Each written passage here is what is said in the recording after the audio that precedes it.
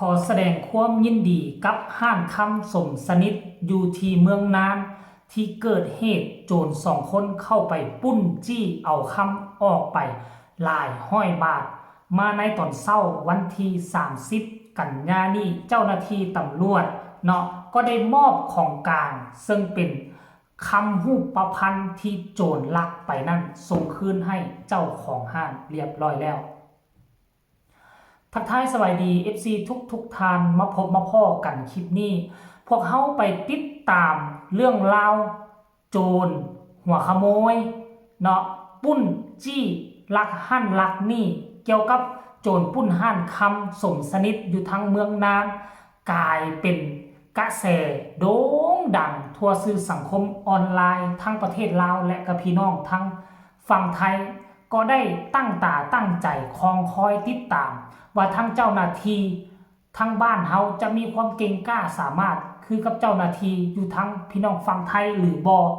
ในที่สุดเฮาก็ได้รู้ความจริงว่าไอ้น้องตำรวจทหารและรวมทั้งกองหลอนบ้านของฝั่งประเทศลาวของเฮามีน้ำยาเส้นเดียวกันเพราะการจับโจรครั้งนี้มันบ่แม่นแต่เจ้าหน้าที่ตำรวจมีกองกำลังกองหลอนบ้านและไอ้น้องทหาร3คะแนนการนี่ห่วมจิตห่วมใจกันไล่ล่าขึ้นภูลงเขาพาปลาเข้าพาปลาอ้อยต่างๆนาอยากกินน้ำก็ตักน้ำเอาตามห้วยคลองบึงหันมากินละหกละเหินกลัวจะประสบผลสำเร็จแนวนี้ท่านผู้ชม FC แฟนคลับหลังจากจับโจรทั้ง2คนได้เป็นที่เรียบร้อยแล้วก็สอบถามว่าของกลางเป็นต้นแม่นอาวุธปืนที่ใช้ก่อเหตุแล้วก็ทองคำที่ลักไปเอาไปไว้ใส่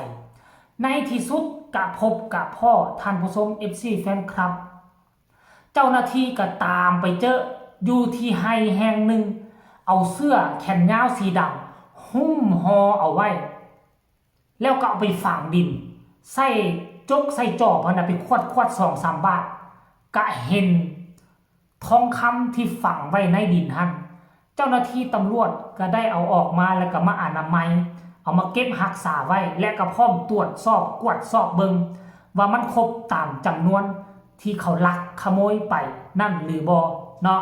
และผ่านมาก็เป็นเวลาประมาณ2-3 วันเนาะมาฮอดตอนเช้าของมื้อนี้ทั้งห้านคำสมสนิทพิดาวันอยู่ทางเมืองนานก็ได้ออกมาเคลื่อนไหวมาโพสต์รูปภาพพร้อมของกลางที่เจ้าหน้าที่มอบคืนให้เพิ่นเนาะทางห้านคำเพิ่นกล่าวว่าขอข้าพระเจ้าครอบครัวห้านคำนางสมสนิทหู้สึกปราบปลื้มใจอย่างสุดซึ้งที่เจ้าหน้าที่ตำรวจทหารอำนาจการปกครองบก.ส.บ้านกองหลอนบ้านและทุกๆภาคส่วนที่สามัคคีพร้อมกันไล่จับโจรมาได้พร้อมทั้งของกลางมอบคืนให้กับพวกเขาขอแสดงความหู้บุญคุณย่องยอสมเสยอย่างเหลือล้นมายังทุกๆภาคส่วนพวกเขาขออวยพรให้ทุกทานจงมีสุขภาพแข็งแรงสุขกายสุขใจประสบผลสำเร็จในหน้าที่การงานเลื่อนขั้นเลื่อนยศขึ้นไปเรื่อยๆขอให้ร่ำให้รวยหมดทุกทางอันนี้ความในใจ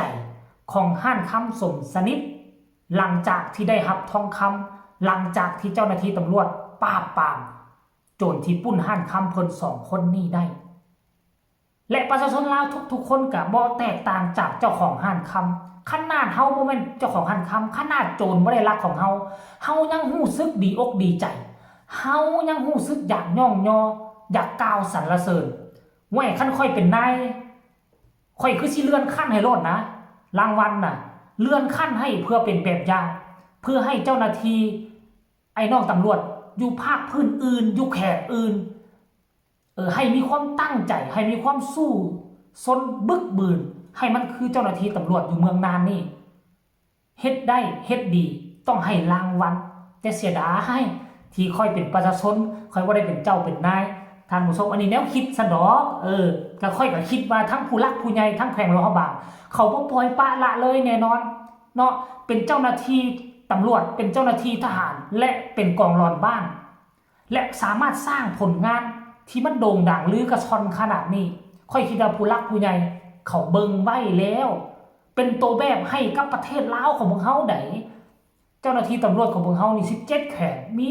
กำลังพลเท่าใดแต่ว่าหลวงพระบางนี่เมืองนานเมืองน้อยๆเมืองทางผ่านที่จะไปสยามบุรีซื่อๆแต่สามารถเฮ็ดได้ขนาดนี้น้ำใจจิตใจนี่แหละถ้าตัดสินใจเฮ็ดถ้าตัดสินใจสู้เฮาก็เฮ็ดได้คือกันท่านผู้ชม FC แฟนคลับเห็นแบบนี้แล้วก็รู้สึกดีอกดีใจแต่ว่าคำที่เขาเจ้าปุ้นไปหั่นได้ยินว่าฮอด100 กว่าบาทเนาะแต่ว่าจะเป็นจริงหรือบ่เป็นจริงอันนั้นเฮาบ่ฮู้บ่เห็นเจ้าของหั่นคำเพิ่นก็ออกมากล่าวก่อนหน้านี้ว่าถึกลักไปเท่าใดแต่ว่าเห็นยังใหญ่กันเรียงรายอยู่หน้าโต๊ะนี่ท่านผู้ชมโอ้ก็หลายเส้นอยู่ไดหลายเส้นได้ก็อาจจะฮอด100 กว่าบาทคือเขาเว้านั่นน่ะท่านผู้ชมนี่แหละมีทั้งหนังเสี้ยนหนังสือเจ้าหน้าที่ตำรวจตีพิมพ์เป็นเอกสารพร้อมมีอันใดเป็นอันใดมีใส่แขนใส่คอมีตุ้มหอกตุ้มหูก็ว่าไปเขียนอยู่ในรายละเอียดอยู่หั่นหมดเนาะแต่เฮาบ่สามารถอ่านได้ท่านผู้ชม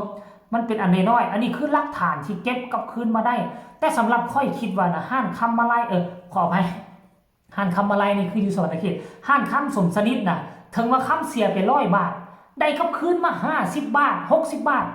เราก็ดีใจพอแห้งแล้วนะสิ่งสำคัญคือเราซาใจที่จับโจรได้นะเพราะว่านั่นเหตุการณ์แบบนี้มันเกิดขึ้นอยู่ในลาวของพวกเขาบ่จักกี่ครั้งโจรจับบ่ได้และโจรลอยนวลมันจึงเกิดให้ประชาชนเกิดความแค้นให้กับโจรคันคือค่อยนี่กองกลางบ่ได้ก็สร้างแม้นจับโจรได้แล้วก็ซัดมันโลดนะจับได้โจรนะ